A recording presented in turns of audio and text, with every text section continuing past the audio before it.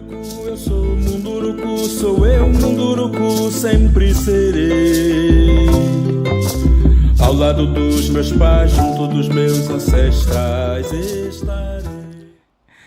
Olá, meus amigos, olá, minhas amigas. Sejam super bem-vindos aqui no nosso Mundurucast de hoje, nesse encontro semanal que queremos alimentar a esperança, alimentar boas ideias, alimentar possibilidade de a gente fazer desse encontro o encontro de aprendizado, o encontro de troca, o encontro de boas notícias, não é? Afinal de contas, nós precisamos disso também para a gente se alimentar a nossa caminhada por esse mundo, por essa vida, não é?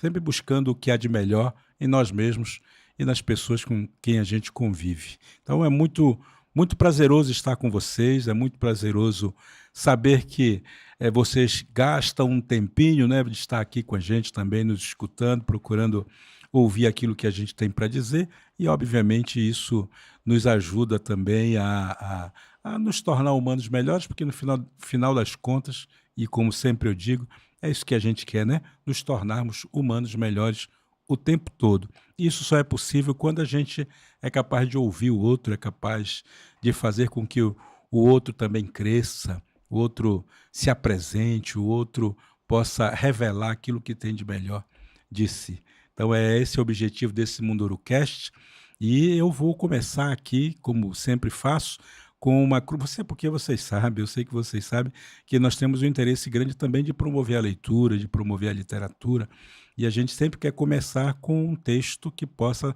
nos lembrar que nós somos feito de leitura, feito de memórias, e essas memórias nos ajudam a construir também essa humanidade que a gente precisa, tá bom? E eu trouxe hoje para ler para vocês um texto do Rubem Alves, grande educador Rubem Alves, que nos deixou há quase 10 anos, e que certamente deixou muito boas mensagens, e eu quero ler para vocês o texto dele intitulado Escutatória. Vamos a ele. Sempre vejo anunciados cursos de oratória. Nunca vi anunciando o curso de escutatória. Todo mundo quer aprender a falar. Ninguém quer aprender a ouvir. Pensei em oferecer um curso de escutatória, mas acho que ninguém vai se matricular. Escutar é complicado e sutil. Parafraseio o Alberto Caeiro. Não é bastante ter ouvidos para ouvir o que é dito. É preciso também que haja silêncio dentro da alma.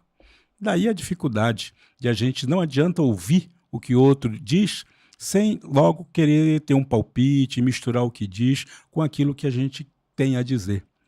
Nossa incapacidade de ouvir é a manifestação mais constante e sutil da nossa arrogância. A gente é sempre mais bonito, né?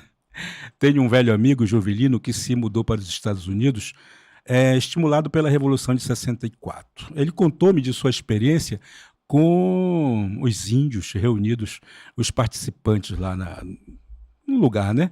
E que há um longo silêncio antes de iniciar a conversa. E ele fala, inclusive, dos pianistas que fazem esse silêncio. Bom, todos em silêncio à espera do pensamento essencial. Não basta o silêncio de fora, é preciso o silêncio de dentro. A ausência de pensamentos. E aí, quando faz o silêncio, é que a gente experimenta o que tem a ouvir. Fernando Pessoa conhecia a experiência e referia a algo que era do interstício das palavras, o lugar aonde a palavra chega. A música acontece no silêncio, a alma precisa do silêncio. Somos todos olhos e ouvidos. Aí, livres dos ruídos, do falatório, dos saberes da filosofia, ouvimos a melodia que há, onde havia, o que é lindo e que nos faz chorar. Para mim, Deus é isto, a beleza que se ouve no silêncio. Daí a importância de saber ouvir os outros. A beleza mora lá também. Comunhão é quando a beleza do outro e a beleza da gente se juntam num contraponto. Ouçamos os clamores dos famintos e dos despossuídos de humanidade que teimamos não ouvir nem ver. É tempo de renovar. Se mais não fosse a nós mesmos, é melhor que façamos assim. E chegando o momento, não temos mais o que esperar. Ouçamos o humano que habita em cada um de nós e que clama pela nossa humanidade, pela nossa solidariedade. Que bonito, né? Que bonito. Isso é que nós precisamos aprender, viu? A escutar. Esse é o texto, a escutatória de Rubem Alves. E espero que sirva para nós de lição, né? Nós precisamos ouvir mais, falar menos, né? Para que a gente possa também ter capacidade de perceber o que o outro tem para anunciar para nós, para dizer para nós e nos ensinar as coisas que nós precisamos aprender. Eu lembro que na semana passada eu falei aqui, iniciei com a prece dos indígenas Sioux, lá dos Estados Unidos, né? E eles falavam exatamente disso, da necessidade da gente ouvir os silêncios que existem nas pedras, os silêncios que existem na natureza, para que a gente possa contemplar o rastro vermelho do pôr do sol. E esse é o nosso convite hoje, né? Escutemos mais, ouçamos mais, para que a gente se alimente também desse silêncio e ele possa fazer sentido para a nossa existência. Então sejam muito bem-vindos ao nosso Mundurucast. Hoje eu tenho 3 convidados aqui, né, sendo que um vai falar diretamente do Rio de Janeiro, o Rio de Janeiro que hoje comemora o dia de São Sebastião, não é isso? E existe um dia também muito especial criado no Rio de Janeiro, que é o dia da memória do povo Tupinambá. E eu quis trazer aqui um dos meus convidados, um amigo querido, é o Anapuaca Tupinambá, que generosamente dispensou um tempo do seu tão disputado tempo por todos para falar com a gente. E eu já quero chamar o Anapuaca aqui para a gente iniciar esse bate-papo e depois eu anuncio os outros 2 convidados que estão aqui presencialmente para conversar com a gente, tá bom? Vamos lá. Boa noite, meu irmão. Tudo bem? Boa noite, Daniel. Muito feliz. Gostei muito do texto. Eu quero saber exatamente quando é que começa o curso, né? Para a gente passar, sei lá, 4 horas ouvindo e 5 minutos pensando no que ouviu e uma vida inteira para botar em prática do que ouvimos durante esse tempo. É um curso que com certeza a Rádio Jandê vai fazer questão de colocar lá nos banners para divulgar e o curso com certeza vai vender. Olha aí, que legal. Então já fica o desafio. Porque é um desafio, né? Aprender a ouvir, Sim. Certamente. O Anapuaca, você é um indígena natural do Nordeste brasileiro, mas que reside no Rio de Janeiro hoje. Quer dizer, reside no Brasil inteiro, mas atualmente está no Rio de Janeiro. Me parece, inclusive. Fale de você para nós, para que os nossos telespectadores e ouvintes possam conhecer melhor, porque você é um indígena, mas não é o indígena padrão, aquele indígena que todo mundo acha que o indígena é. Conta para nós como é que é isso. Gente, existe o fator, né? Tem gente que pergunta, tá, mas você nasceu aonde? Eu falo assim, o Anapuaca nasceu na Bahia, mas tem o Eric, né, que é lá da certidão de nascimento não indígena, que nasceu na zona sul de São Paulo, numa favela. E quando eu retorno para a aldeia, e quando eu falo retornar para a aldeia, porque toda a minha história, toda a minha memória, ela é baseado nesse local, que é São Paulo, na Zona Sul, que nem existe mais essa favela, ela foi derrubada para a construção de uma estrada da Zona Sul de São Paulo até a região ali do Morumbi. Mas o Anapuaca, ele nasce no Nordeste, na Bahia.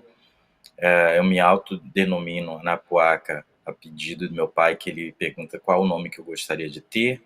E depois eu me torno esse cidadão do mundo, que passo a conhecer muito mais. Minha infância, o movimento indígena começa aos 6 anos de idade, em São Paulo, mas a estrutura mesmo, ele destrincha a partir dos 9 anos de idade, quando o Anapuaca nasce, cidadão tupinambá, e até hoje não consegui parar. Minha vida é sempre andar por esse país, e hoje até fora do país mesmo, falando sobre a cultura, aprendendo muito. Esses meus 44 anos de movimento indígena, hoje eu tenho 50 anos, e sou uma pessoa que circula, né? Lida com comunicação, empreendedorismo, entretenimento, arte, música, política, né? Principalmente política pública, política partidária. Cada vez mais eu me envolvo, eu saio desse formatinho do estereótipo que querem criar do indígena de 1500, que nos indígenas contemporâneos, ou indígena de hoje, não tem esse perfil mais de 1500. Mesmo os aldeados, mesmo que estão nas condições mais dentro do território, a gente está em 2025, então é outra realidade. Então a gente sempre desconstrói. Hoje eu fui numa festa não de São Sebastião, mas de Odé, de Oxóssi, né? Na cultura afro, é Odé e Oxóssi. E aí, quando eu voltei aqui correndo, desesperado para poder participar desse bate-papo, conversando com o motorista da Uber, da Baidi, fazendo até propaganda aqui, a gente não está levando nada, mas ele, quando descobriu que eu era indígena, eu estava explicando, ele teve um momento que ele parou, falei, gente, ele chegou assim, gente, a visão que eu tenho do indígena é aquela visão do indígena dos livros de história da minha infância, né, que ainda coloca o indígena em 1500 e some no segundo capítulo do livro de história. Ali eu peço abre aspas, fecha aspas, descobrimento, a conhecida invasão, depois some. Então, até para um motorista de Uber, o pessoal entender esse indígena contemporâneo e explicando também sobre a data, como você falou da data do Dia da Memória e da Cultura Tupinambá, ele ficou fascinado. Isso são novidades, até como política pública, como política. Ainda mais para uma cidade como o Rio de Janeiro, que tem uma história forte indígena, mas de alguma forma ela é afugentada, invisibilizada por política, por práticas, e isso acontece. Mas o Anapuaca, falando na terceira pessoa, é esse cidadão que circula, faz questão de estar, aprender, mas principalmente de ouvir e fazer esse curso seu. Agora você se tornou uma figura muito importante no movimento indígena, porque você passou a dominar a comunicação de uma maneira ímpar, como nenhum outro indígena até então. Hoje até a gente já tem outros que dominam Uhum. essa tecnologia o próprio fato de comunicar, mas você foi o pioneiro nisso, criando essa rádio, essa web rádio, né, Yandé, e que ela presta um serviço muito importante para o movimento indígena, para os indígenas em geral, e presta um excelente serviço também para a sociedade brasileira, no sentido de educar as pessoas para essa participação, para essa presença indígena dentro da sociedade nacional. Como é que nasceu o comunicador Anapuaca Tupinambá? O comunicador Tupinambá, né, Anapuaca, ele nasce na necessidade de se autorrepresentar. Eu sempre me vi, né, não representado na comunicação, na mídia, nos livros, no rádio, em um monte de local. Em algum momento ele teve que se manifestar e dizer, não, para. Né? Quando eu ouvi alguém falar assim, vamos dar voz para vocês, isso me irritou muito como cidadão indígena, como cidadão tupinambá, porque ninguém me dá voz. Eu tenho voz, eu tenho fala. E foi aquele momento que eu falei, não, tem que construir. Eu lembro que nos anos 80, principalmente nos anos 80, quando eu tinha 6 para 7 anos, eu ouvi o programa de índio na Rádio USP, o Ailton, Álvaro e muitos outros participavam diretamente dessa narrativa, mas eu me perguntei com aquela idade por que nós indígenas não tínhamos a nossa própria mídia, e eu demorei muitos anos para poder responder isso. Aos 40 anos de idade, quando a Rádio Yandé nasce, eu demorei alguns anos para construir um conceito chamado etnomídia indígena, que é um conceito comunicacional que atendesse às necessidades da diversidade cultural, social, linguística, política da população indígena brasileira. Então, assim, a necessidade, foi muito mais a necessidade. Em alguns dos momentos foi o medo. Eu sempre falo que a ausência de coragem de, sei lá, de tomar algumas atitudes, em alguns momentos o medo de morrer, o medo de não ter dito as coisas, o medo de não ter mostrado. e entender que a gente não era representado nas mídias convencionais de massa, até porque pasteurizava a gente, colocava com a versão americana, versão do indígena, como eu falei, de 1500, e construir mídia foi necessário e, de alguma forma, criar esse cenário, provocar. Eu lembro quando a gente fundou a Rádio Andê, em 2013, a gente começou a construir pautas de coisas que a gente queria mostrar, né? A literatura indígena, quem é que falava ali? Então a gente fazia uma listagem dos escritores indígenas, quem estavam falando, nas artes visuais, no cinema, na política, e a gente começou a pautar as outras mídias. Chegou um momento do governo estar acompanhando a gente e foi criando isso tudo. Tudo isso, fazendo aquela boa velha máxima piada, quando a gente chegou aqui como mídia, eu, Denilson, Banil, a Renata Machado, aqui era tudo mato, era tudo floresta digital, era tudo floresta midiática, in natura, não existia nada. Então, tudo que tem hoje, qualquer cidadão brasileiro ou internacional que conheça sobre indígenas na internet, indígena nas mídias, na influência, veio da Rádio Yandê. A gente bebeu no programa de índio, a gente bebeu em lugares diferenciados de grandes lideranças, de grandes pessoas do passado. Então, a gente nasce trazendo tecnologia na nuvem em 2013, a Rádio Andê nasce na nuvem, ela não tem estúdio até hoje, ela foi criada para ser online. A gente criou modelos e pensamentos, vamos botar, quando teve o processo da pandemia, a gente criou, abriu o Indígena Live, porque não ia ter o ATL, então a gente colocou isso. Em 2012, ainda sem Rádio Andê, eu e Denilson Baniwa e uma jornalista chamada Teresa Delante, a gente criou a hashtag Sou Guarani Kaiowá, que foi aquele processo do suicídio Guarani Kaiowá, aquela campanha, a gente bugou o sistema do algoritmo do Facebook na época. Eu fui até convidado para ir ao Facebook para esclarecer o porquê que a gente estava fazendo isso. Então, assim, o meu trabalho, a minha missão não é ser turista, é passar por essa estrada da vida, deixando um legado comunicacional, de entretenimento, empreendedorismo, e atualmente também estou fazendo outras coisas, né? Estou escrevendo, eu tenho já um livro já escrito infantil, e brevemente a gente vai conversar sobre isso, que é o Murubixaba Mirim. Eu tenho uma ficção científica pronta aí, um lance em ficção. Eu tenho um HQ, uma antologia, junto com outros escritores indígenas e ilustradores, que chama Tecno Yang e a Sociedade Queer Indígena. Eu vou falando de coisas que não convencionais. E mês que vem eu estou em São Paulo fazendo uma competição, porque eu estou lançando um software gerador de dicionários indígenas. Então, assim, eu vou migrando além da arte, né, curadoria, coisas assim, eu vou me divertindo com tudo isso. E também agora você resolveu criar um banco indígena. Um banco indígena não, um banco que mercado financeiro. Como é que é É isso? uma fintech.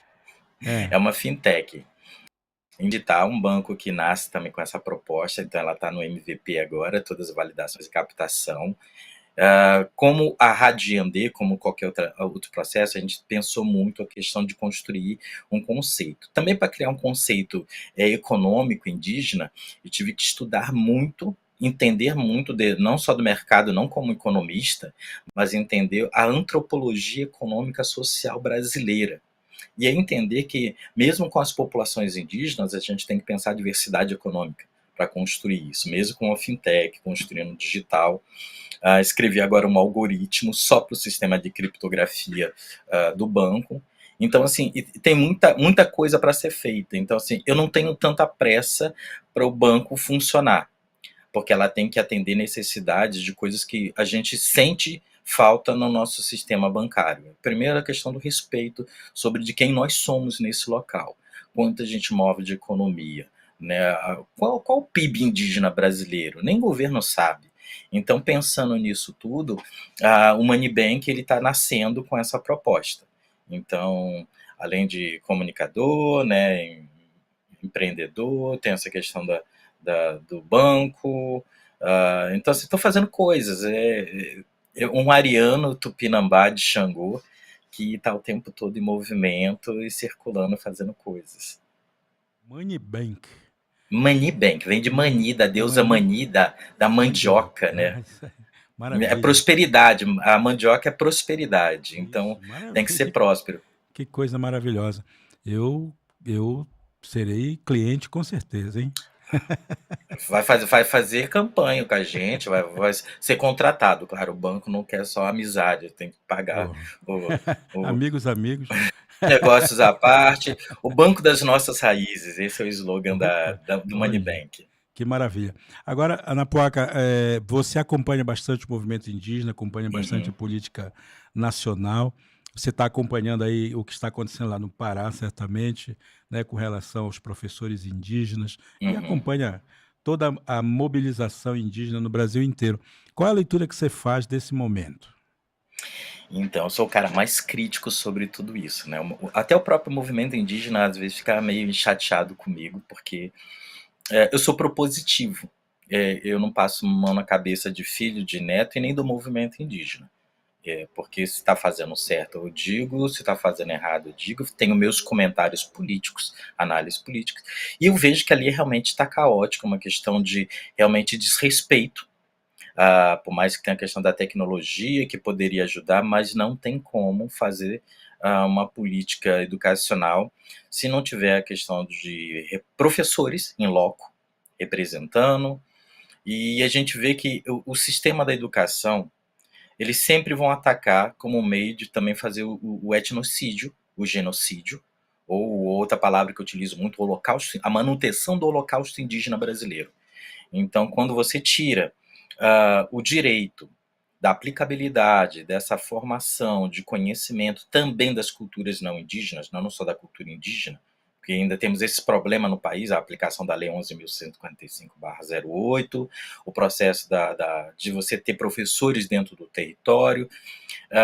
Existe essa questão da estupidez, nem é de ignorância dos sistemas de educação, né, das secretarias de Estado, das secretarias municipais, e quando você vê isso, eu vejo como um crime. E toda ação da população indígena brasileira, não só do Pará, que luta pelo direito, luta pela garantia da formação, da qualificação dos seus filhos, dos seus netos, dos seus bisnetos, e eu vou pensando nessa linha, garantir o futuro, né? A ancestralidade é baseada no presente, na construção presente, para a gente botar pelo menos aquela ficção que a gente chama futuro. Futuro é ficção, ela não existe de verdade, ela está em constante mudança, mas eu vejo que o estado do Pará, quando não se prontifica em dar as garantias legais, legítimas da população indígena, dos povos indígenas, acesso à educação, ele merece um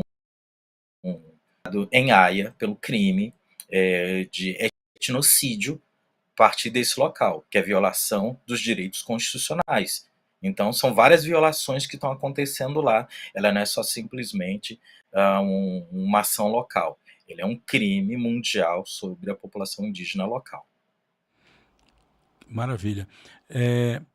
O que a gente tem percebido também é que esse tipo de política, sobretudo ali no norte e no Pará em especial, Uhum, quando vai ter este ano, né, o encontro aí sobre o meio ambiente, a COP30 e tudo mais, a gente tem percebido que esse tipo de ação do governo, no caso do governo do Pará, tem também um endereço certo, que é um pouco de desafiar, né, o que o mundo pretende pensar, pretende levar para a própria Amazônia.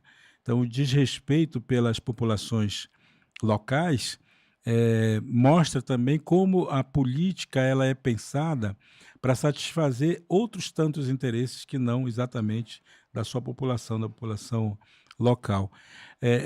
E a gente tem percebido isso acontecer não apenas no Pará, temos visto isso acontecer no Brasil inteiro, né? No Mato Grosso do Sul continua o massacre aos Kaiowá, né? No Amazonas, a mesma coisa, o mesmo tipo de perseguição, enfim, a questão dos Yanomami continua viva e latente, os garimpos continuam presentes nesses territórios, apesar de toda a prosopopeia, né, que às vezes o governo federal faz, né, dizendo que está fazendo e está defendendo, que está protegendo, mas a gente sabe que as ações concretas elas são muito tímidas e, portanto, não tem, na verdade, surtido muito efeito na proteção dessas populações. Os direitos humanos dessas populações estão cada vez mais desrespeitados, desqualificados, desconsiderados, e isso tem criado também um certo inconformismo, né, uma certa decepção do movimento indígena. Você vê essa decepção realmente presente, assim, com relação às políticas públicas do atual governo? Há 2 anos atrás eu fiz um um artigo econômico falando sobre o cenário futuro, na saída do governo anterior, né, da presidência anterior, da entrada, da criação do ministério, do sistema de indicação da futura presidência da FUNAI. E eu tinha algumas expectativas e aconteceram naquele momento. Recentemente eu comecei a reavaliar isso tudo, né? Primeiro que essa reavaliação ela só veio confirmar mais coisas, né? Que a gente tem o Ministério dos Povos Indígenas, que é um ministério de papel, continua sendo de papel, e cada vez um papel mais frágil, no aspecto que realmente não consegue conversar com os outros ministérios, até porque os outros ministérios não querem conversar, são ministérios que também praticam genocídio, e isso tem os seus ministros que já fizeram parte desse processo da bancada do boi da bala, ou foram governadores de estados que realmente se manifestaram sempre contra o extermínio da população indígena brasileira, então não vai ajudar o ministério. Isso, de alguma forma, também fraquejou politicamente o ministério em toda a sua estrutura, não só de persona, até porque também não tem pessoal. É um ministério novo, que também não tem pessoal para trabalhar, comete muitos erros legais dentro do sistema, que, como não compreende como a máquina funciona, você acaba cometendo erros. É uma coisa muito fácil de se acontecer. E entregou muita força para alguém que não sabe administrar, ou não entende o sistema, não tem uma equipe capacitada para poder estar ali. Então, o cenário do ministério hoje está muito fragilizado, tanto que a gente já não vê mais a ministra ativa como deveria estar há muito tempo. Acho que é um momento que ela deveria mostrar muito mais ação, até porque o ministério não tem tanta ação. A Fundação Nacional dos Povos Indígenas, por mais que tenha feito algumas demarcações de terras, e são números que ainda não são tão lá grandes coisas, pensando que o governo PT não é o primeiro governo PT, então a gente tem que lembrar que a coisa é muito mais antiga, então poderia ter demarcado mais terras, de ter homologado mais terras, ter feito mais ações. Essa semana eu estava lendo um arquivo sobre cidadania dos povos indígenas, do CIMI, e numa reunião em 1980, o então sindicalista Luiz Inácio Lula da Silva já participava das demandas do debate sobre a questão dos povos indígenas. O Juruna, na época ainda não candidato, dialogava muito com o Luiz Inácio. Então, assim, o primeiro governo não foi muito bom sobre a questão da população indígena, tivemos problemas terríveis na demarcação de Raposa Serra do Sol, a fragilidade jurídica no processo demarcatório, que gerou marco temporal, são problemáticas. Então, não é uma crítica de que estou só descontente, é lembrar que a gente tem problemas, que a gente tem que ser propositivos, temos que resolver isso, entender que o próximo governo a gente não sabe quem é que vai ser, então, como o Ministério dos Povos Indígenas não é um ministério que ele não faz parte da estrutura da Constituição, ele pode ser perdido no próximo governo, se não continuar esse governo, que também não tem uma sucessão forte, se não for o atual presidente, que a gente não sabe se ele tem saúde suficiente, e não tem ninguém no partido dele para poder estar, ou os partidos que vierem teria que ter um compromisso muito grande para fazer a manutenção desse ministério e também ter investimentos, e além de fazer a mesma manutenção na Fundação Nacional dos Povos Indígenas e fazer a manutenção de uma gestão de pessoas indígenas nesse local. E ter os servidores indígenas, principalmente lá. A gente tem que entender que esse concurso que teve alguns indígenas que passaram, mas a gente precisa ter no alto escalão, principalmente da Fundação Nacional dos Povos Indígenas, do Ministério, servidores indígenas que estejam lá. Não dá para ser terceirizados, não dá para ser só indicados a coordenação, presidência, direções, porque também existe essa fragilidade. Então, pensar a política nacional, pensar a política dos movimentos nacionais, pensar a políticas de base indígena do país, base, como eu falo, dos territórios, é ter essa compreensão que a gente está dentro de um sistema muito frágil. Hoje mudaria essa composição? Olha, agora em fevereiro vai haver a alteração dos ministérios, né? Existe uma probabilidade muito grande dessas mudanças. Eu pessoalmente, né? O problema é que a gente não tem muitas pessoas qualificadas para poder estar lá, mas temos pessoas possíveis. E eu pensaria sim em mudanças. Eu acho que está na hora de mudar a cadeira, mudar as posições, botar novos ingredientes para gerar. Porque assim, o bolo, fazer um bolo, receita de bolo, são ingredientes básicos, mas o recheio, a cobertura são outros. Eu acho que está na hora de a gente mudar essas cadeiras, mudar esse cenário, tanto no ministério quanto na fundação, trazer esses indígenas que passaram nos concursos para representação mais acima e dar formação de gestão para os demais que estão aí, para a gente poder, no mínimo, não só testar, porque a gente está andando e trocando o pneu, está andando e botando gasolina no carro. Então, o sistema da política pública nacional indígena está dessa forma, mas também as políticas de base, as organizações de letras, né, as APIBs da vida, as COIABs, as ARPSU e muitas outras organizações precisam também fazer uma qualificação de política, entender política partidária, entender política pública e passar a ter representações nesses locais. Senão a gente vai ficar com as mesmas pessoas de algumas décadas que não estão fazendo as suas entregas e as suas competências para gestão e resultado. Não é só ficar viajando pelo mundo e ficar com o discurso de demarcação já. Eu penso muito no retomada já, tem outros debates. Tanto que o questionamento dos mais velhos no país hoje é por que vocês, mais jovens que foram para a faculdade, que são doutores, mestres, o que vocês fizeram nesses anos todos para garantir a demarcação da terra de verdade, sendo que os mais velhos, com 60, 70, 80, 90 anos, é que garantiram a maior parte das terras indígenas que nós temos hoje. Então existe esse questionamento. Então, assim, a política prática não está funcionando muito bem, a academia não está funcionando muito bem, os indígenas da academia têm que entregar muito mais, cobrar, escrever mais artigo, facilitar o trabalho de quem faz trabalhar as antropologias, políticas. Nós que trabalhamos com políticas partidárias e políticas públicas precisamos de mais ferramentas acadêmicas para que nos dê suporte, jurisprudências, a pessoal a quantidade que nós temos de indígenas advogados, de poder realmente trabalhar isso, não vou dizer uma OAB indígena, mas ter essa força de construir uma grande bancada para poder fazer essa defesa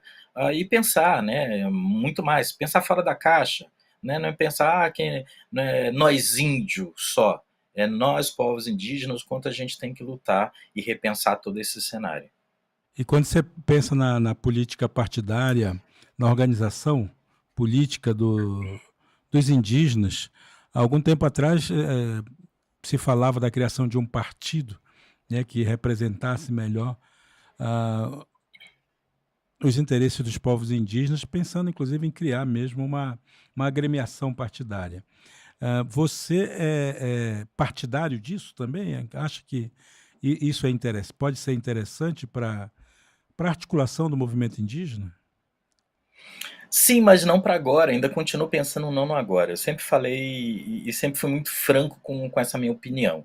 Indígena tem que estar em todos os partidos, de esquerda, direita, centro, porque quando você está na direita, e aí quando a gente coloca o indígena de direita, e existe uma crítica sobre isso, eu também critico, mas a gente também passa a olhar o cenário do controverso e repensar isso, né?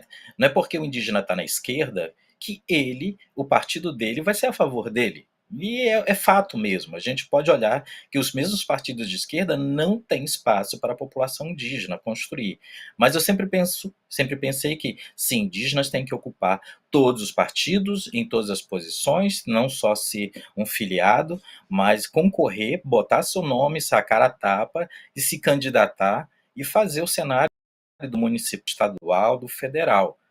Depois desse ciclo de politização, a gente precisa de uma politização do cidadão indígena brasileiro, aí sim vale sim construir um partido a partir desse lugar, de pessoas que estão partidarizadas. Não dá para pegar um cidadão que não tem uma compreensão do que é uma emenda municipal, que é uma emenda parlamentar, que não entende o processo. Isso não quer dizer que ele não vai ter a capacidade, mas existe a possibilidade dele ser usado como ferramenta. Então, quando você é usado pelo outro, isso é um problema. Então, assim, o partido, sim, em algum momento, em algum futuro, é possível, mas para isso a gente tem que politizar a nossa população brasileira, partidarizar ela de alguma forma. Eu sei que o nome, sempre tem aquela piada, né, que é partido já é dividido, mas a gente tem que compreender. Eu lembro de algumas falas de alguns políticos brasileiros que me ensinaram sobre entenda como o opositor funciona, né? No caso, assim, eu sempre serei de esquerda radical canhota, apesar de estar num partido hoje que não é esquerda canhota, mas é um lugar que eu consigo questionar coisas. Mas eu tive que aprender muito sobre a oposição, entender muito sobre o que é a direita, o que é a extrema direita, compreender que a extrema esquerda também faz.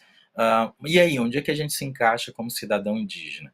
E aí você tem que ter essa compreensão que nós somos nações dentro de outra nação. São 305 nações com forma social, política, legítima, jurídica, social, econômica e bem estruturada, com 274 línguas. Quando a gente lembra sobre esses dados, essa informação de 1,7 milhões de brasileiros indígenas em crescimento, a gente pode constituir, sim, um partido, mas a gente tem que ter essa compreensão da politização de como o país funciona, quais são as regras e quais as regras que nós queremos para o nosso país e para as nossas sociedades.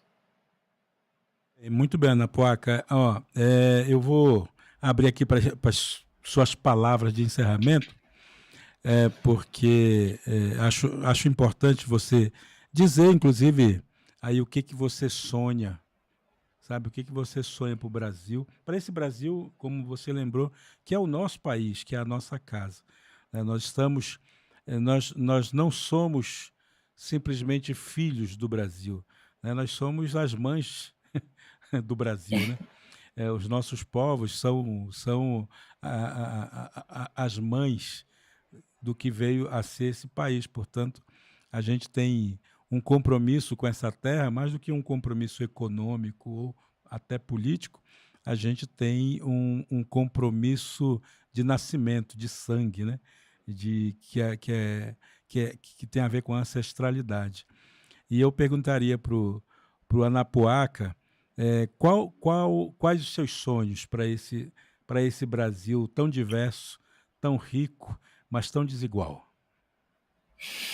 Eu tenho uma frase para ela que todo mundo já conhece, você também já comentou, tipo, seja um bom ancestral hoje, porque o que nos faz realmente garantir o futuro, esse futuro ficcional, é a nossa ancestralidade, é o nosso presente.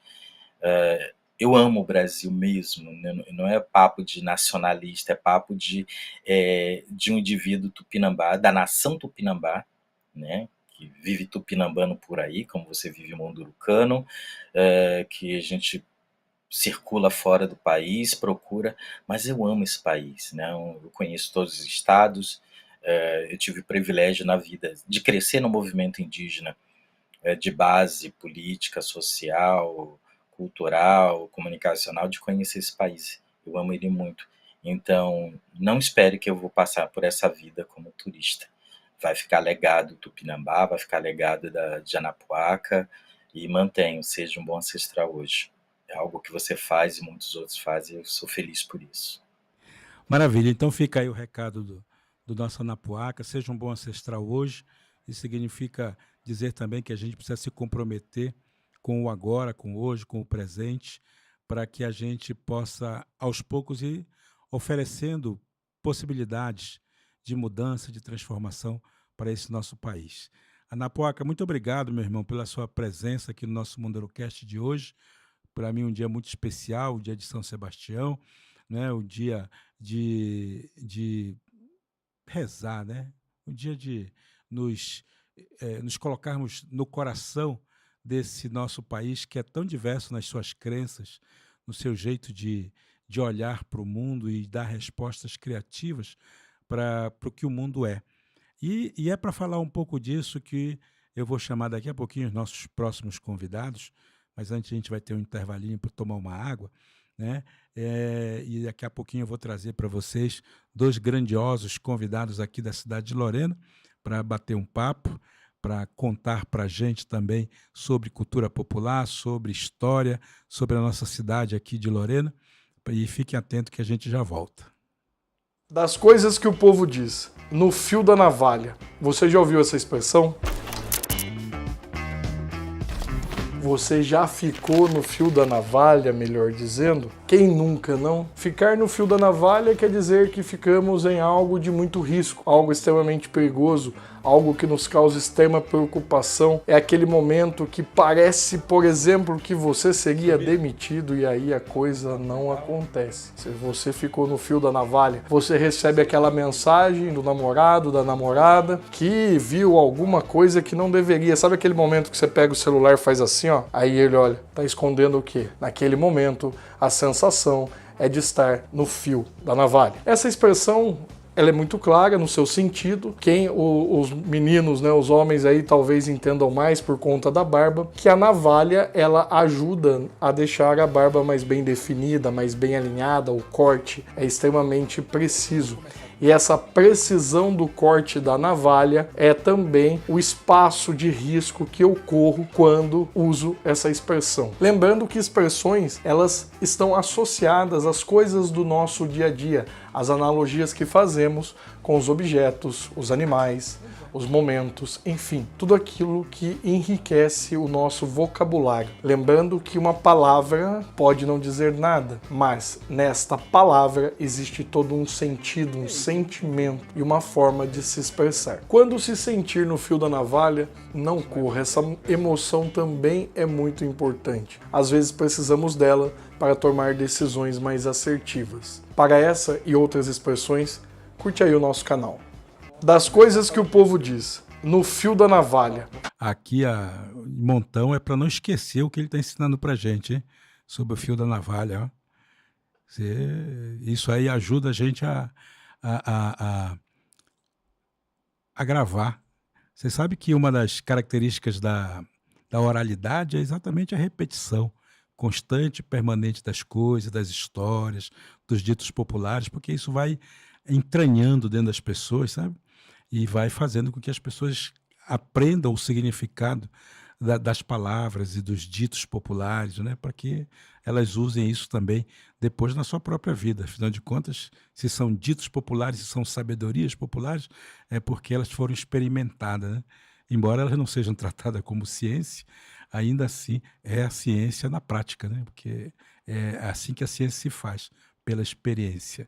E eu estou falando isso porque justamente quem está aqui com a gente hoje é o nosso querido historiador Diego Amaro e o nosso muito mais querido, não porque o Diego não o seja, mas muito mais querido ainda, o nosso mestre Bira, né? Esse grande avatar da nossa cultura popular de Lorena, esse grande líder, esse grande guia espiritual, né, que leva a Lorena para todos os cantos. E eu queria agradecer muitíssimo a presença de vocês dois aqui no nosso Mundurucast de hoje, né, dizendo que falar de cultura popular, falar de Lorena, falar das nossas tradições é uma forma que a gente tem também de alimentar nas pessoas o pertencimento, né, o pertencer a esse lugar, a esse território, a esse chão, tão carregado de histórias, tão carregados de movimentos, tão carregados de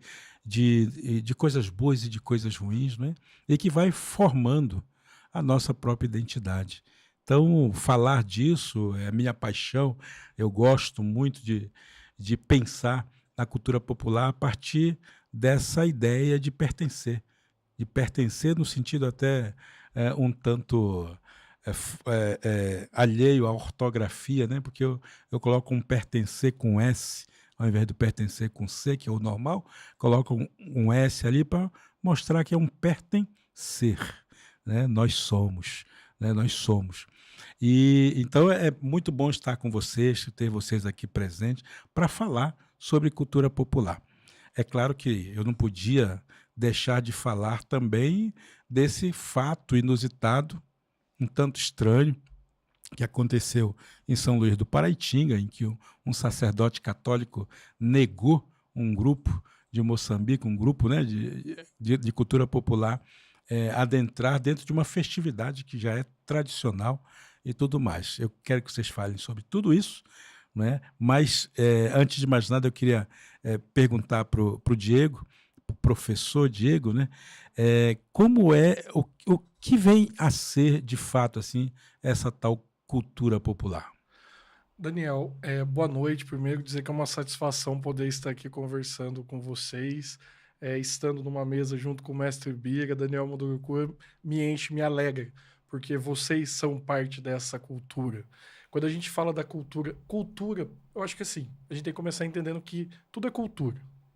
Tudo é cultura. Mas passou-se a chamar cultura popular aquilo que vem do povo, aquilo que estava afastado da elite. Mas no final, tudo é cultura. Então a gente tem essa separação, não podemos abrir mão da cultura popular, mas falando em cultura. E quando a gente fala da cultura popular também, a gente está regionalizando, a gente está trazendo para o nosso lugar, para o nosso espaço, aquilo que é nosso, que faz com que uma região se identifique, que um grupo se identifique, o que cada cidade é, né? Porque senão a gente começa a entrar naquela onda de uma homogeneização, de uma globalização, em que a gente acaba perdendo nossas raízes. Isso é um perigo, é um risco. Então, toda vez que a gente vai retomar essa cultura popular, abrir esse espaço para que todos possam se posicionar, para que todos possam trazer suas ideias, fazer com que a gente tome consciência das diferentes culturas, nós nos apelamos a ela. Mas eu acho que a gente tem que começar a falar cultura. É de todos, é para nós todos. Mas é claro que existe também, até pela força de um discurso hegemônico, elitista e tudo mais, uma separação, um entendimento que foi feito, né, de uma forma, acho que indevida até, em que realmente se colocou uma cultura erudita, ou uma cultura dita erudita e uma cultura dita popular, até para reforçar a separação entre as classes, não é? E existe uma repetição dessa equação ainda hoje. A gente ainda escuta as pessoas fazendo essa separação. Você acredita que isso é culpa também de uma educação que... Sem dúvida, a gente não... Sem dúvida, educação, Daniel. Por que vou bater nessa tecla? Toda vez que a gente fala de lugar de fala, lugar da fala, é da onde ela está partindo. Quando uma escola está ensinando, ela parte do ponto daquele que domina. E aquele que domina define as regras. Então, nós fomos ensinados, eu não vou dizer que foi de forma equivocada, foi de forma errada, mas foi a partir de um ponto de vista. Um ponto de vista que entendia aquela estrutura, né, a cultura erudita como uma cultura maior, mais integrada de elementos, e a cultura popular como se ela fosse vazia. Isso partiu do quê? De grupos dominantes que determinaram que nós iríamos conhecer, a consciência que nós acabávamos tendo. Então isso é difícil de ser removido. Hoje nós já trabalhamos de uma maneira diferente nas salas de aula, não como deveríamos de fato, mas já abrimos muito mais tudo isso. Porque quando a gente conta uma história ou vai falar de alguma coisa, a gente está falando com base na visão de um lugar, com base na visão de um grupo, com base na visão de uma pessoa. Eu posso contar a história do achamento do Brasil, né, de várias maneiras. Então, a mesma coisa com relação ao termo cultura erudita, cultura popular. Foi nos ensinado, a gente aprendeu isso nas escolas. Mas por quê? Nós aprendemos com base em uma cultura dominante. Essa cultura dominante entendia que o dela era melhor, erudito, e aquilo que era menor era popular. Quando na realidade não. Tudo é uma coisa, um tipo de cultura. É a questão do espaço. Qual espaço que a cultura popular tinha até recentemente? Ela era reconhecida como cultura? Não. Porque existia uma consciência de uma condição civilizatória europeia. Então, o que era cultural era aquilo que o europeu ditava que era cultural, depois o que o americano ditava, até que a gente realmente começasse a perceber que não.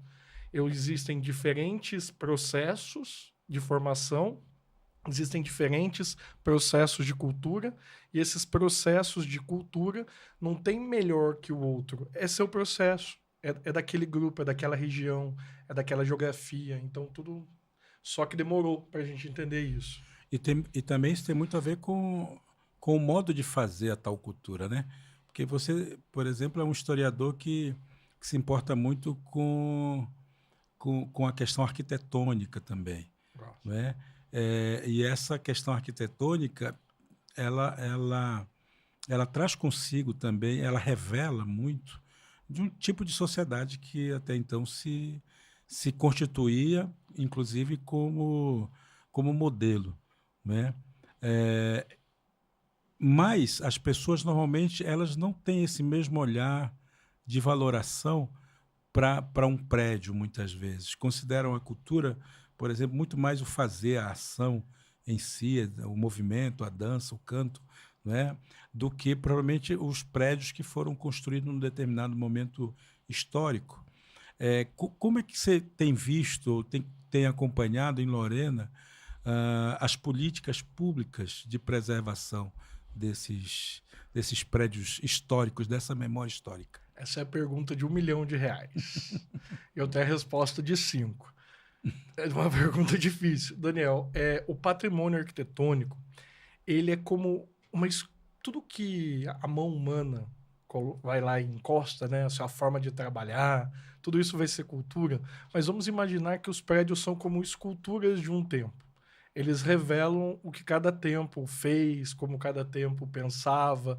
Mesmo um cemitério é carregado de história pela forma que os túmulos, né, acontecem. Quando é aqueles túmulos de mármore gigante, que a pessoa queria encostar no céu, ou quando hoje é a rés do chão, quando a gente já não se preocupa tanto mais com a morte dentro desse processo cultural. Mas, assim, os prédios, né, eles são parte de um tempo, eles são um legado de um tempo. Já faz muito tempo que eu estou preocupado com Lorena. Lorena, diferente de algumas cidades vizinhas, sempre teve um cuidado maior com seu patrimônio material. No entanto, de uns tempos para cá, isso tem caído meio que deixado de lado. Eu fiquei 8 anos no CONPAC, que é o Conselho do Patrimônio do município de Lorena.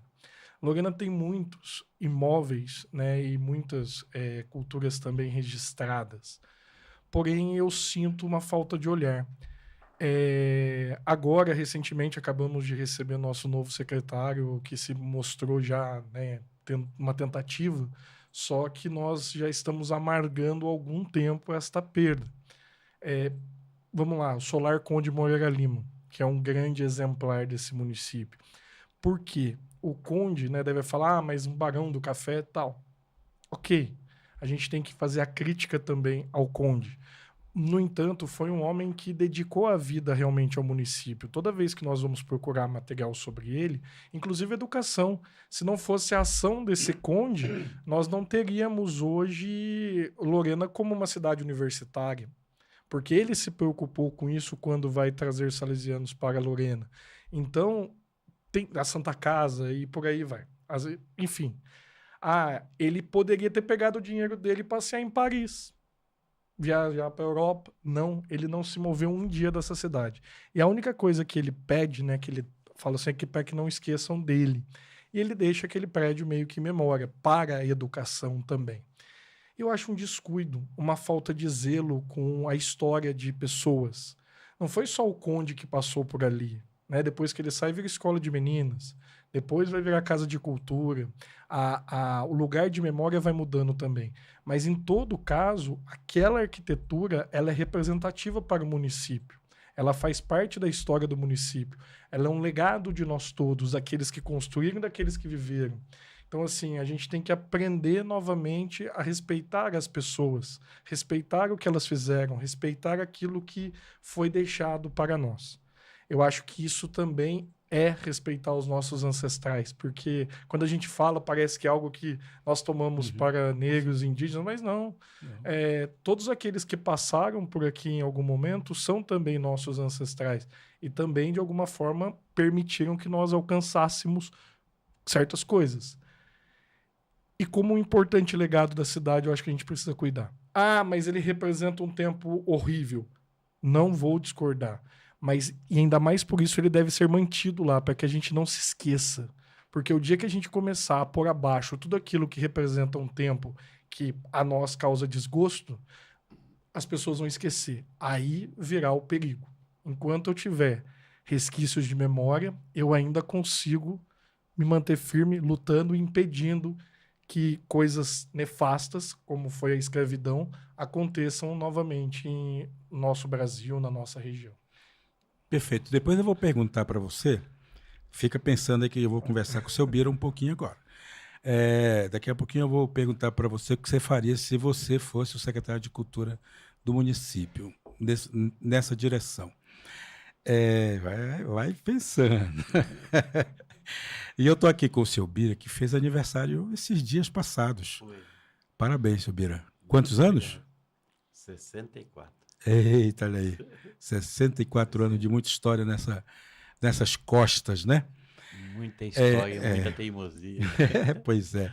Então, parabéns em meu nome, parabéns em nome de toda a cidade de Lorena, porque você é um patrimônio dessa cidade.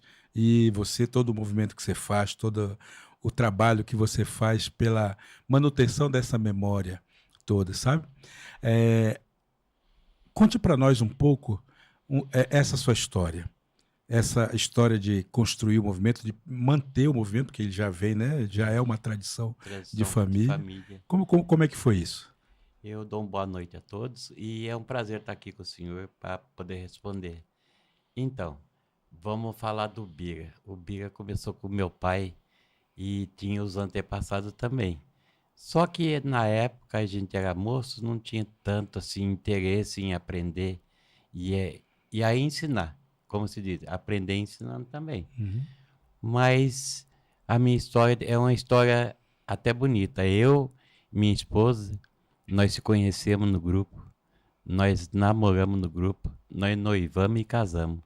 E introduzimos também 3 filhos que faz parte do grupo. Um foi morar com Deus e nós temos 2. Mas é interessante, manter um grupo... Eu acho assim, igual minha mulher fala, e eu também penso a mesma coisa. Quando nós saímos para apresentar em nossa cidade e em cidades vizinhas também, ou pro lado sul de Minas, nós esquecemos até da vida, que nós tem conta para pagar. O intuito nosso é manter a tradição.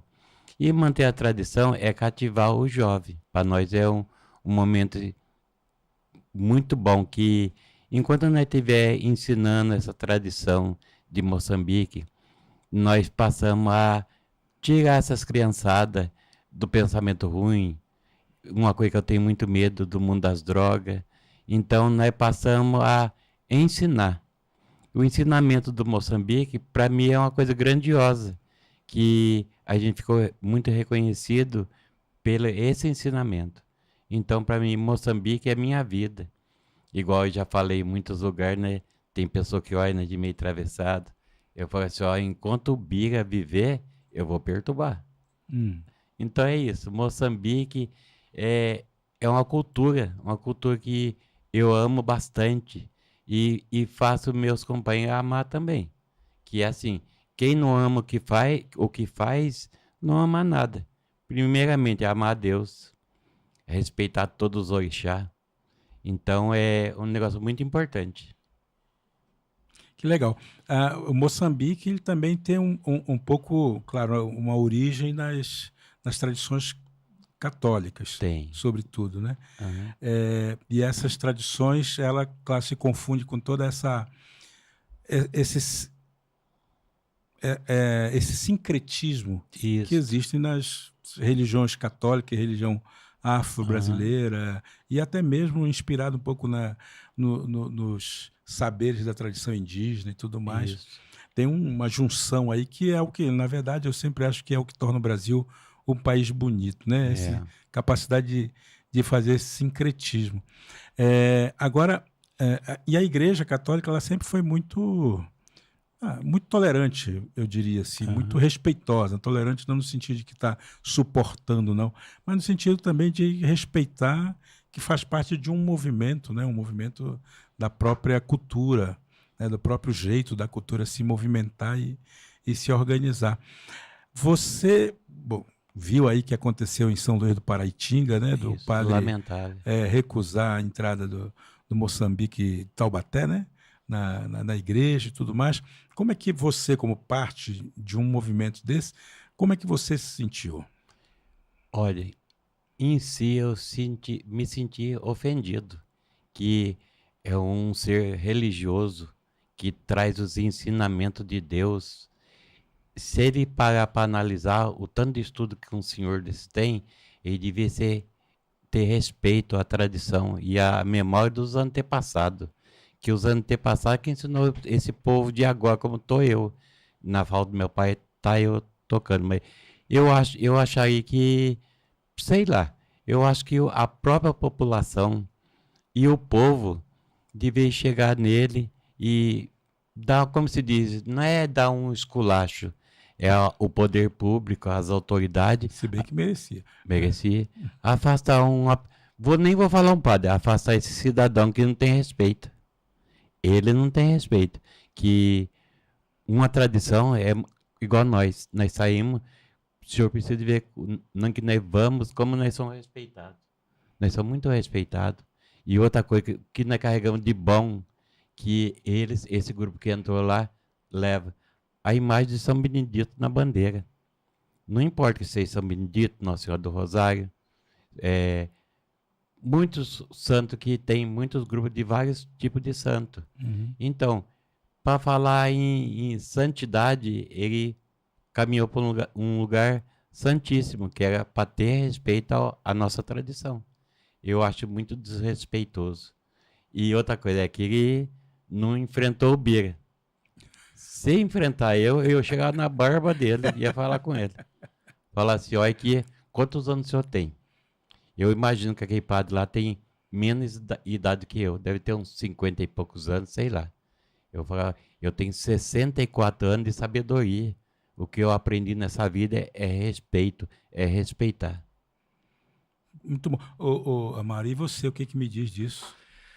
Olha, é lamentável, né? Espero que nem o próprio mestre Bira colocou essa questão. É um homem que tem conhecimento, não é um leigo, Daniel. Ele se exaltou, né? Expulsou. Eu até vou deixar uma pergunta pro mestre Bira aqui, se alguma vez ele foi expulso ou impedido de entrar. Vou deixar essa pergunta pro senhor responder daqui a pouco. Mas, assim, algo tem que ser feito, porque isso está sendo contínuo. A gente viu em São Luís, mas São Luís é um caso. Tem outras situações semelhantes também. O sincretismo no Brasil sempre foi, de alguma forma, respeitado, e como você bem colocou, o convívio sempre aceito. Vamos pegar a Escadaria do Bonfim, na Bahia, e outros tantos elementos históricos que foram aceitos, porque, querendo ou não, você vai ver em Roma o Moçambique tocar a congada? Não. Mas também vai ver alguém pegar pão para São Benedito, pedir casamento para Santo Antônio? Também não. Isso é nosso, é da nossa cultura. Então a igreja sempre soube trabalhar bem essas coisas. Não sei o que está acontecendo, ou até imagino, nos últimos tempos, que está fazendo com que as coisas ultrapassem certos limites. Tá? Ninguém entrou ali para desrespeitar a igreja. Ninguém entrou ali para desrespeitar o padre. Ele entrou para levar a sua devoção, a sua forma de fé. De uma fé que é até pura. É uma fé diferente, é uma fé que respeita realmente, é uma fé que... eles saltam no escuro. São quase 10 anos que eu acompanho os grupos. E eu falo, é distinto. Eu vejo uma fé neles que eu não vejo muitas vezes dentro da igreja. Então, eu achei que foi uma falta de tato. Ele podia ter conversado de um outro jeito, talvez não, sei lá, se era o horário da missa, sabe? Chegar num outro tipo de consenso. Agora, aquele tipo de atitude que é violenta, é de uma ignorância, foi assustador. Aquilo lá foi assustador. Me preocupa o que isso vai gerar, como isso vai ecoar. Se nós vamos ter repetições disso aí pelo nosso Vale do Paraíba.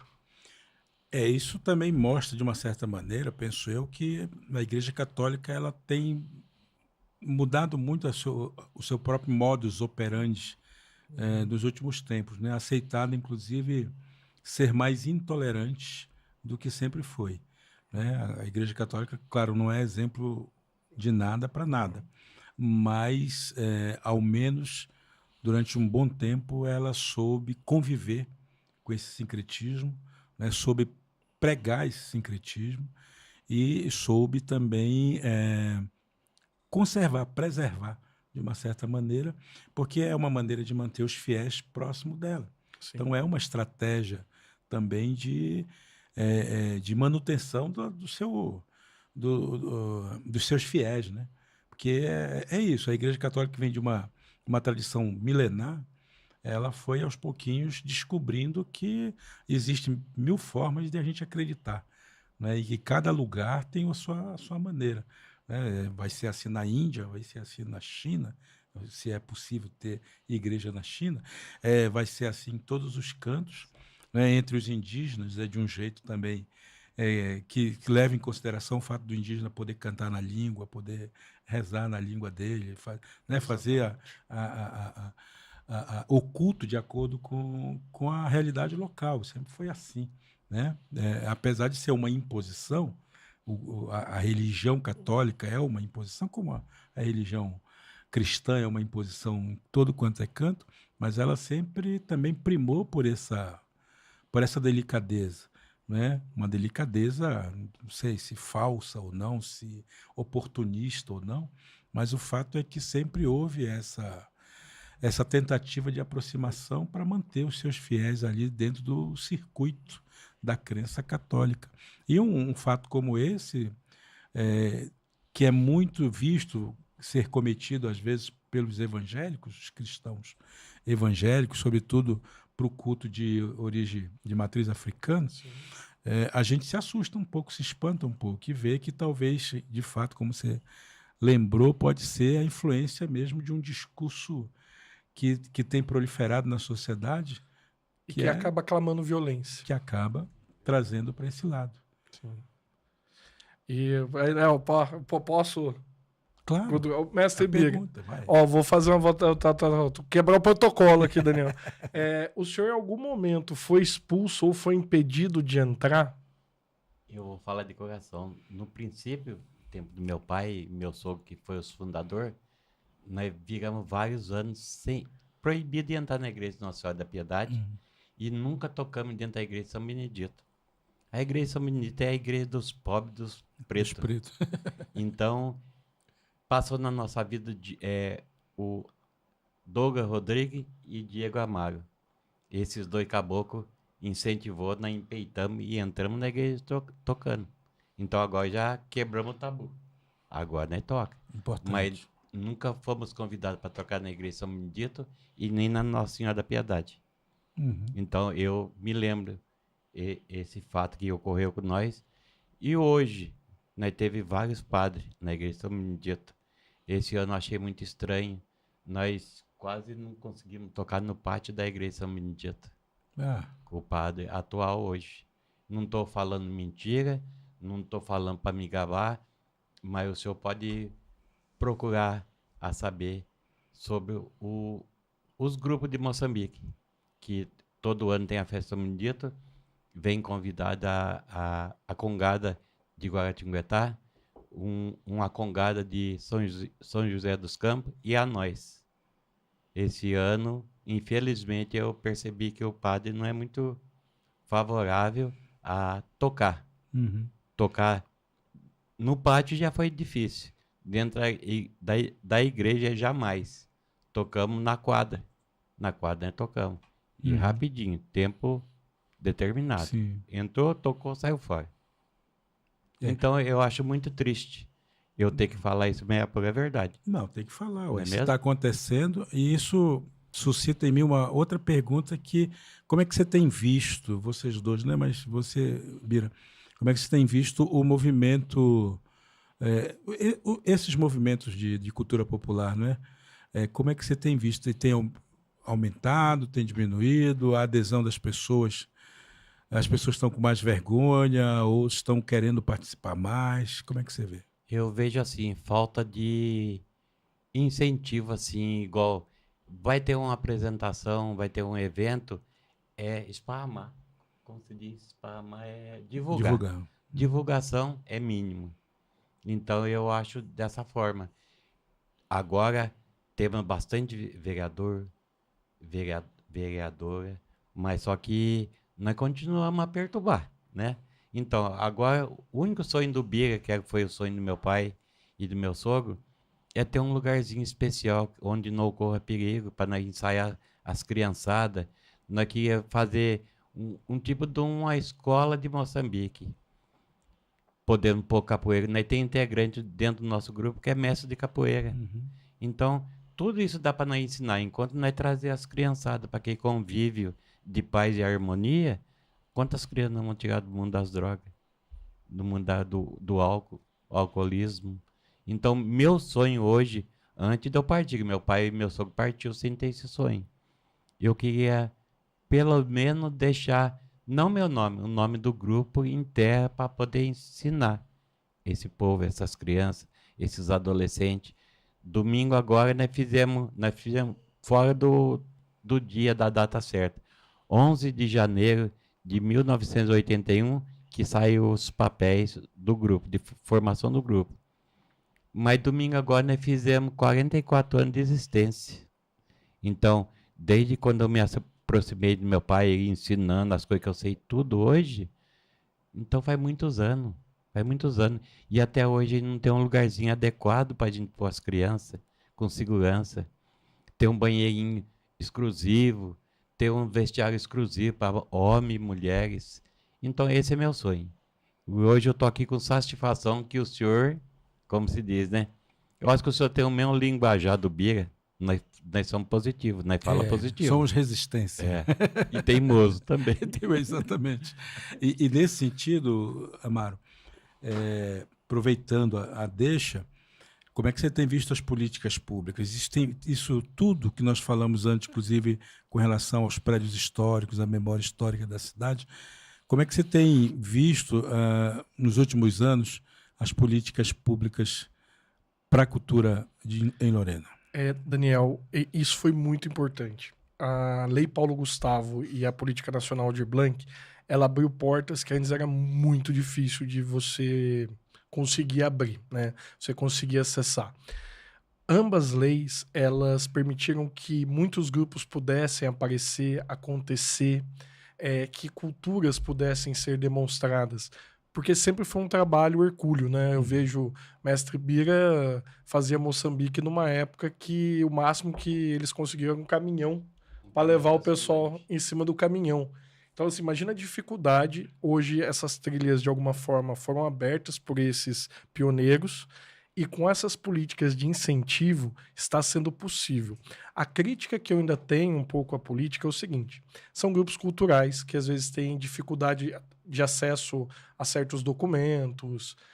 Eu acredito que as secretarias de cultura, ou as prefeituras, o próprio Estado, poderia ter alguém que desse uma assessoria contábil dentro desse espaço para que ajudasse os grupos a formatar da maneira correta e assim ampliar ainda mais esse acesso e também poder fazer sua prestação de conta de forma correta.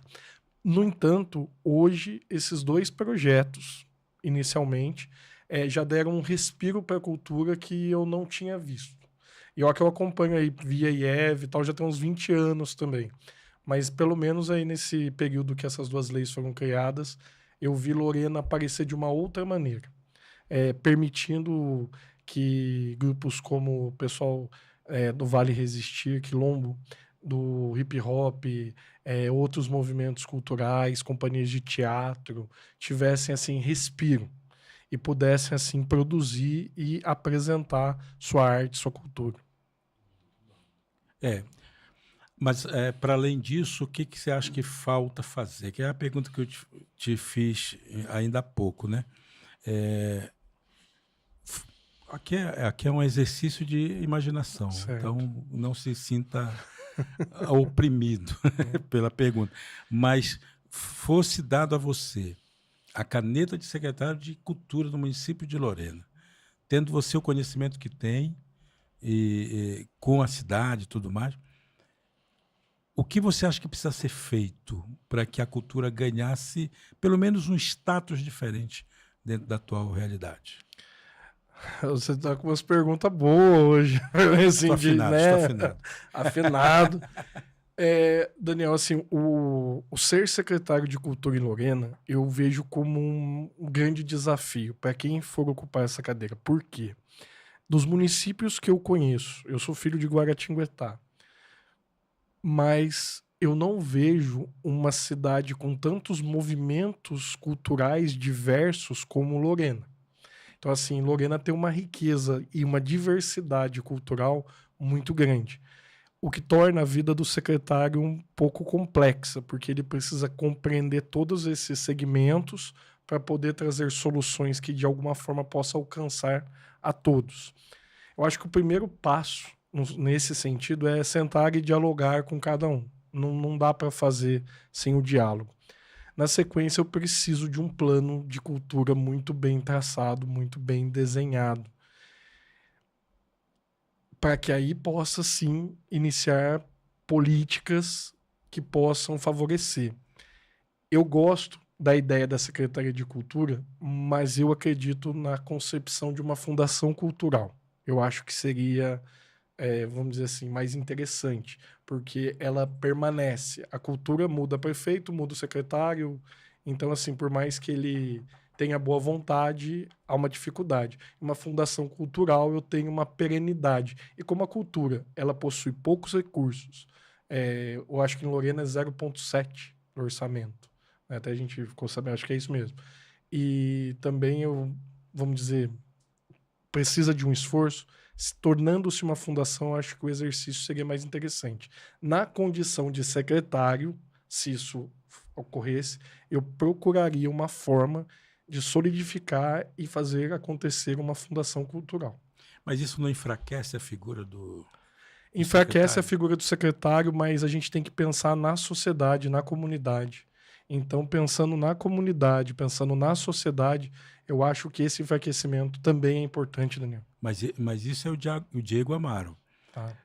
Em se tratando da conjuntura política, de uma maneira geral, em que o secretário, nesse caso específico aqui, ele é um indicado político, ele não é um indicado técnico.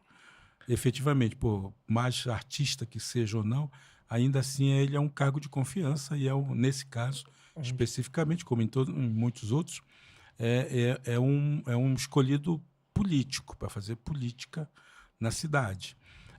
Você considera que é possível tocar um projeto de criação de uma fundação, que também sempre foi a minha, já quando eu fui candidato a prefeito, eu defendia essa ideia de ter a secretaria, uma fundação que trabalharia com autonomia. Exatamente. Né? Para além do secretariado. Você acha que nessa conjuntura que nós temos, isso é viável? Eu não acredito que seja impossível. Não acredito que seja impossível. Eu ainda tenho um crer assim, forte das coisas. Eu acho que pode-se haver um diálogo para isso. Por mais que o prefeito não vai ser eterno, o secretário não vai ser eterno, então ele vai pensar numa coisa longeva. Quando o Nelson Peciota lá atrás propôs Secretaria de Cultura, que nós não tínhamos, pensou em algo que duraria, mas ainda não tinha essa opção da fundação, então a gente começa a ver esse exercício. Não foi para ele, foi para nós. Eu acredito que isso ainda é possível, só que como você bem colocou, é um cargo político. Dificilmente o político abriria a mão do poder, a não ser que ele entenda a longevidade dessas questões.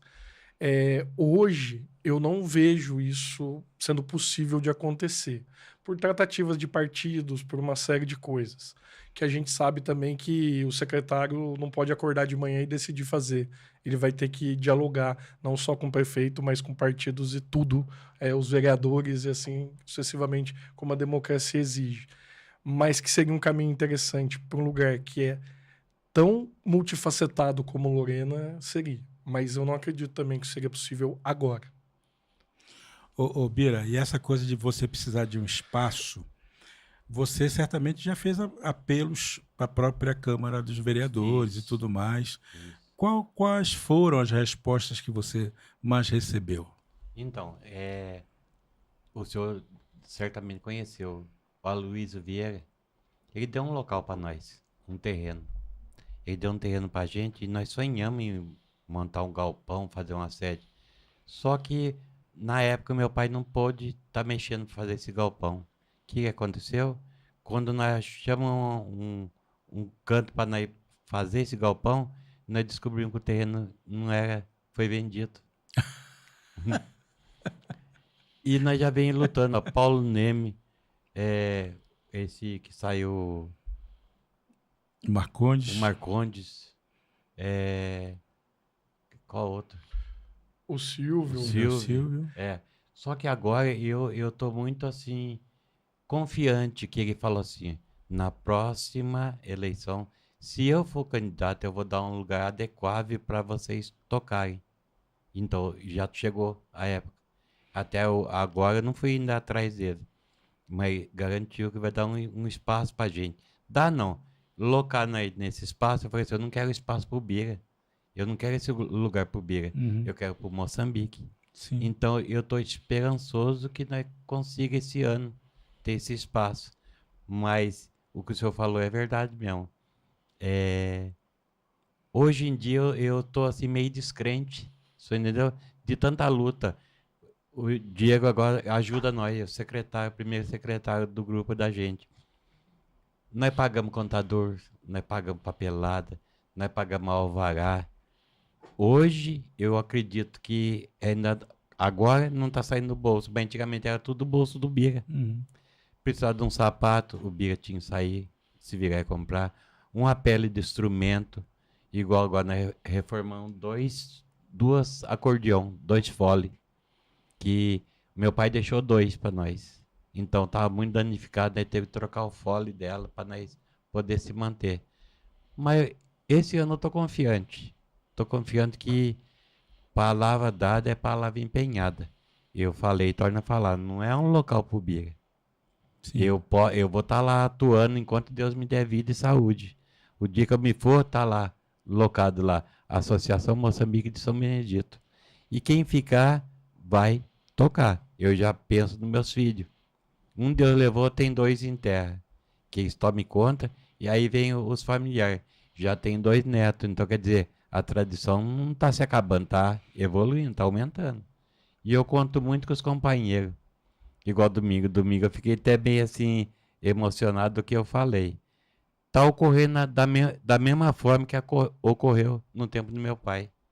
Eu falei assim, ó, eu agradeço a todos os companheiros, a vizinhança que suporta o nosso barulho quando nós fazemos ensaio, né? E falei assim, um dia o Bira não vai estar mais. Um dia, Guilmar, que é minha esposa, não vai estar mais. Então vai ficar vocês, meus filhos e os demais que tiver na época. E eu não quero que isso morra, eu quero que continue. Então a gente faz esse pedido e espero em Deus que esse grupo nosso já passou por vários estágios de se acabar. Há um responsável.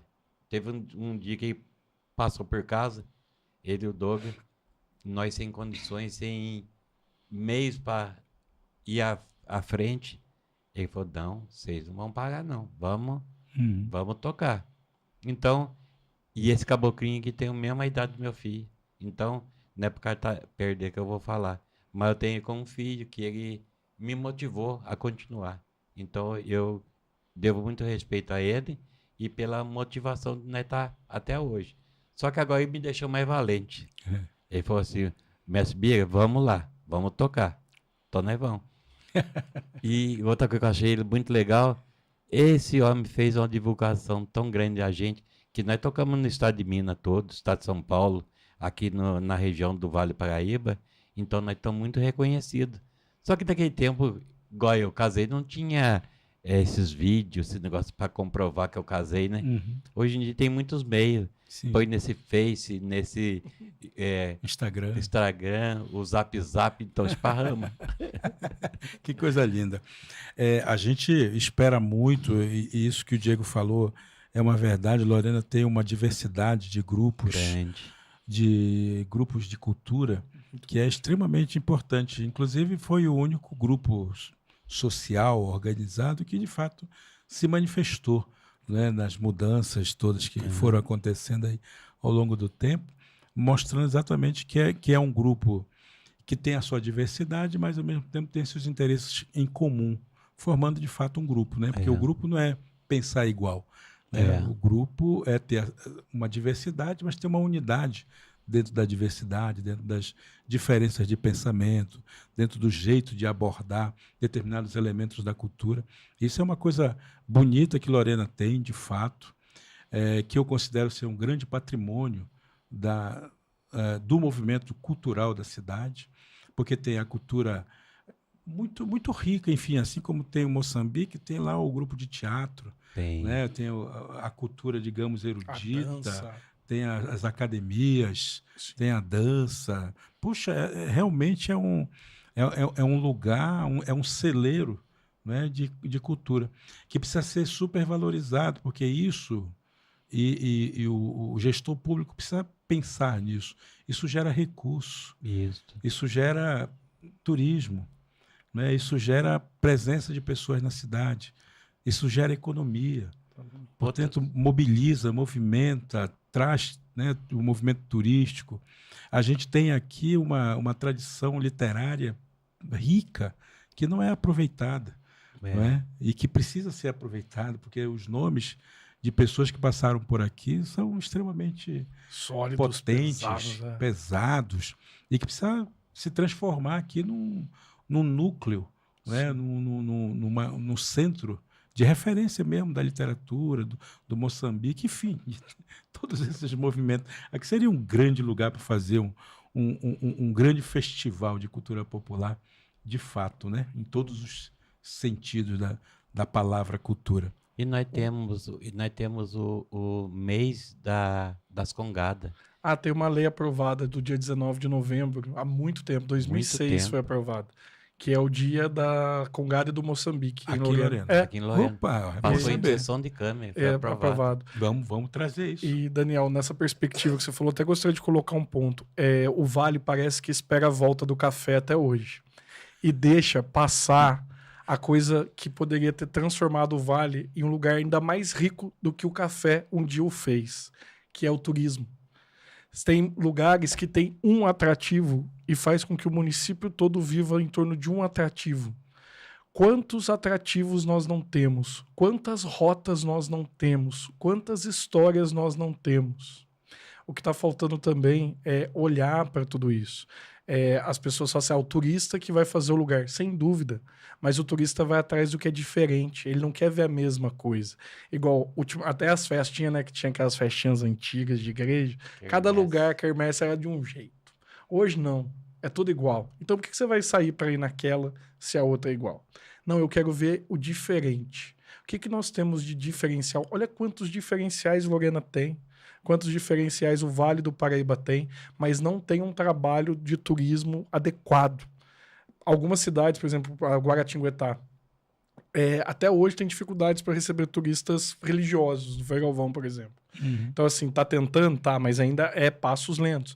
Então tá faltando uma política no Vale que consiga coligar turismo, cultura, história, e a partir daí fazer um movimento que, sem dúvida nenhuma, vai trazer muito recurso, muito emprego e a relação de identidade. Aí eu não preciso mais pedir para preservar, as pessoas vão preservar. Sim, verdade. Isso vale também para turismo ecológico, né? Que aqui também Serra da Mantiqueira, Serra da Bocaina.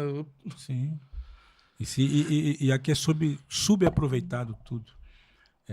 Precisa realmente ter um olhar macro para a região, né, para a gente pensar no micro, pensar em cada lugar, em cada território.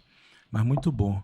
E eu fico muito feliz aqui de compartilhar com você essas ideias, porque acho que é no compartilhar de ideias que a gente, de fato, vai também, inclusive, alimentando novas perspectivas, novas possibilidades, pensando novos projetos, né? Eu aqui, também como hoje uma figura política, né, eu também fico pensando o que eu posso levar para a Câmara como projeto, como proposta, para fazer com que Lorena abra os olhos para isso tudo. Eu tenho muito claro, juro mesmo, tenho na minha cabeça muito claro assim, que a gente tem condições de organizar todo esse universo, sabe, da cultura, e transformar isso, de fato, num ganho, num ganho em que todo mundo possa viver da sua arte. Cada um, o cara do hip hop viver da sua arte, o cara sabe, enfim, das várias expressões, cada um viver da literatura, viver da dança, viver do teatro, viver da arte plástica. Aliás, nós temos muitos artistas plásticos. A Lorena sempre foi um celeiro de artistas plásticos. E nós não vemos uma exposição mantida pelo poder público, a gente não tem um teatro decente, né, para fazer os espetáculos, a gente não tem um museu. Como é que a gente pode achar que a cidade vai receber pessoas, receber turistas e faturar com isso, se a gente não tem estrutura, não tem os elementos para isso? O senhor falou nessa reunião da cultura, eu achei muito importante também, verdadeira mesmo. Lorena é uma cidade histórica que passou conde e barões. Então, o porquê que nós não temos um museu? Um museu é muito importante, que conta a história de Lorena, conta a vida dos povos grandes que passou nela, conta a história até de escravo que trabalhou nessa terra. Então é muito importante isso mesmo. E a própria cidade podia ser um grande museu a céu aberto. Ela já seria. Umas plaquinhas resolveriam isso com muita facilidade. QR Code. Eu mesmo já faço parte desse museu, que eu já sou velho histórico. Boa, muito boa. Que conversa boa. Eu queria agradecer, liberar a palavra para vocês se despedirem do nosso público, né? E já dizer que é uma satisfação muito grande ter vocês aqui sempre. Daniel, eu quero agradecer a oportunidade de estar aqui conversando com você, com o Mestre Bira, foi ótimo. Agradecer aos ouvintes, eu também fui acompanhando aqui o pessoal perguntando, acompanhando a gente, então agradecer quem estava aí assistindo. Falar que nós precisamos ter este olhar, o olhar que saber que a história acontece no quintal das nossas casas. Aprendi isso com o professor Sodero.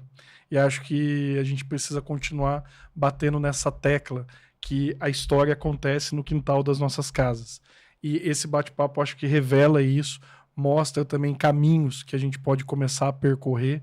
E parabéns pela iniciativa, Daniel, do podcast, porque nós precisamos de programas que tragam esse conteúdo para nos tornar cada vez mais conscientes. Muito obrigado. Eu só tenho a agradecer ao senhor, principalmente, que hoje para mim é um dia histórico, que eu posso estar aqui junto com o meu fião forte aqui, e ao senhor. E agradecer também a todos. A gente agradece principalmente o povo que interage junto com a gente, que vê nosso trabalho. Eu ofereço uma gratidão ao poder público, todos os vereadores, mas com aquele respeito que nós temos. Agora, eu falo de coração. Eu respeito a todos, eu confio em todos, mas a gente tem que saber pedir e esperar ser atendido. E hoje é um dia especial, que foi atendido pelo senhor, tivemos que bater um papo gostoso, né? Não conheci essa outra pessoa aqui, mas vi que é gente boa, que o senhor só anda com gente boa mesmo, né? E outra coisa, e ver o trabalho do senhor, que o senhor, na candidatura, no trabalho de vereador, quando o senhor se candidatou a prefeito, é o homem do povo, anda na feira, nos local, o senhor entendeu? Outra coisa que eu vou falar um negócio pro senhor, o senhor vai dar razão para mim. Meu pai sempre ensinou, meu filho, você confia naquela pessoa que faz como o senhor, ó, você vai plantar de um no outro. Aquela pessoa que desvia o olhar assim, ó, vai, meu filho, não confie. Confie em pessoas que é olho com olho. Então, são pessoas sinceras. E eu só tenho a agradecer ao senhor e a todos que escutou nós, que nos ouviu. E agradecer principalmente esse moço aqui, ó, que tanto nos ajuda. Ele só é meio assim, muito ocupado. Sim. Mas dando tempinho, atende nós, conversa com a gente. Papelada eu sorto na mão dele. Pronto. Que ele desenvolve, desenrola. Mas muito obrigado de estar aqui com o senhor. Ó, a honra é minha. Eu, de fato, confesso para vocês que criar esse espaço, e eu quero mantê-lo por longo tempo, manter esse espaço é um sonho também que vai se realizando aos pouquinhos. Eu já fazia isso sozinho em casa, né, fazendo as minhas lives de um canto, conversando com meus companheiros que são de muitos outros lugares, né? Até encontrar aqui esse espaço também do William Brasil, esse estúdio que ele criou, né, até para ser também um local para receber as pessoas, para que as pessoas possam desenvolver seus sonhos, às vezes de se comunicar com as pessoas. As pessoas têm muitas ideias e às vezes não tem local para fazer isso, né? Aqui tem um lugar bacana, viu, pessoal? Fica a dica aí, o estúdio do William Brasil está aqui à disposição para quem quiser planejar, né? Planejar um sonho de que fazer uma série, fazer 10 capítulos, fazer uma simples transmissão, né? Fazer aqui, gravar coisas. Esse aqui é um lugar gostoso, bonito, agradável, fresco, que lá fora está quente para raio, né? Então está tudo certinho, está tudo nos trinques, como se diz. Então, esse sonho que eu alimento já faz algum tempo, ele vem se realizando, inclusive dando a oportunidade de encontrar pessoas que têm esse mesmo sonho, essa mesma esperança, sabe? A gente tem vivido um país muito difícil, de muita negação, né? De gente que fica criticando as políticas culturais, fica falando que artista é tudo gente snob ou pior que isso, né? E que acaba criando uma sensação de que o que a gente faz não é positivo. Mas uma das coisas certas, e eu escrevi isso, estava escrevendo isso um pouco hoje, né, é que a arte, a política, por exemplo, é uma arte. Mas as pessoas sempre acham que política está ligado a coisa ruim. E a arte está sempre ligada a coisa boa. Então, às vezes, elas fazem essa diferença, que separa a política da arte, porque parece que uma coisa nega a outra. E, na verdade, nós aprendemos, infelizmente, a pensar de uma maneira muito, muito separada, muito dividida, de modo que a gente acha que acreditar em algo nega a vivência cotidiana nossa de outras coisas, sabe? E a gente precisa mostrar para as pessoas não que a vida toda ela é uma arte. Se você souber viver essa vida com a arte necessária, você vai entender que o outro faz é arte também. Então, existe o belo em mim, existe o belo no outro. Foi o que o texto que eu li do Rubem Alves aqui conta, né? Que a beleza, eu não sou mais bonito que o outro, né? Eu posso me achar mais bonito, mas não necessariamente não preciso ser mais bonito, porque no outro há a beleza que completa a beleza que existe em mim. De modo que a gente vai construindo um modo de andar no mundo que vai sendo lado a lado, né? Vai fazendo com que as pessoas, que eu não veja o que há de ruim no seu Bira, porque talvez ele não tenha formação universitária, que não tem. Não, porque eu vejo a essência do que tem nesse ser humano, que é o que me interessa. Não é o título que ele carrega, mas é a essência, é a alma, é o espírito que te eleva, que me interessa. E eu procuro fazer isso na minha vida, no meu cotidiano, no meu dia a dia. Então, olhar nos seus olhos, para mim, não é uma caridade. É o jeito que eu sou. É verdade. O jeito de você olhar para mim é o jeito que você é isso que nos revela. Isso que revela um ao outro, isso que é bonito, isso que é grandioso. Sabe? Então, o exercício que eu faço aqui de convidar as pessoas é para tentar extrair dela o que elas têm de melhor. É a maneira de ser. E aí eu preciso dizer que isso é um pouquinho também de egoísmo meu, né?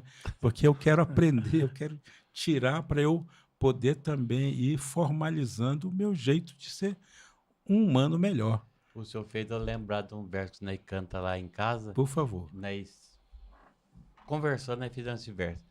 Cultura é vida, o passado é história, o folclore verdadeiro está gravado na memória. Aí nós cantamos isso aí lá. Então, quer dizer, nós mostra a nossa trajetória, o nosso jeito de ser. Igual eu falo, eu não sou pessoa de muito estudo, mas eu procurei aprender e poder explicar a verdadeira arte do Moçambique. Até o nosso amigo aqui trouxe um folheto. E ele escreveu assim, que eu adorei. Isso não é Congado, é Moçambique. Que, aliás, na reportagem falava essa coisa, né? Essa diferença. Muito lindo. Ó, gente, fica aqui o Muito recado obrigado. do seu Bira, então. Tá certo? Não é Congada, é Moçambique. E, ó, semana que vem a gente está de volta aqui com novos convidados, falando assuntos que é de interesse de todos nós, não porque estamos aqui só nesse território chamado Lorena, nessa aldeia chamada Lorena, mas porque, sendo humanos, tudo que é humano tem que nos interessar. Tá bom? Então fiquem bem. Aguardo vocês na próxima segunda-feira.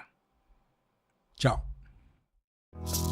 Munduruku, eu sou Munduruku, sou eu, Munduruku, sempre serei. Ao lado dos meus pais, junto dos meus ancestrais estarei. Conhecimento eu sei, na folha verde da floresta leio a lei. Munduruku, estou Munduruku, eu vou Munduruku, é ser feliz. Na pele e na memória conheço minha história na raiz. Meu povo, minha arte, Munduruku também faz parte do país. Povo de outra gente também é parente. E parente a gente trata como irmão ou irmã. Todos precisamos uns dos outros sempre. Como a brisa precisa da luz do sol, do céu.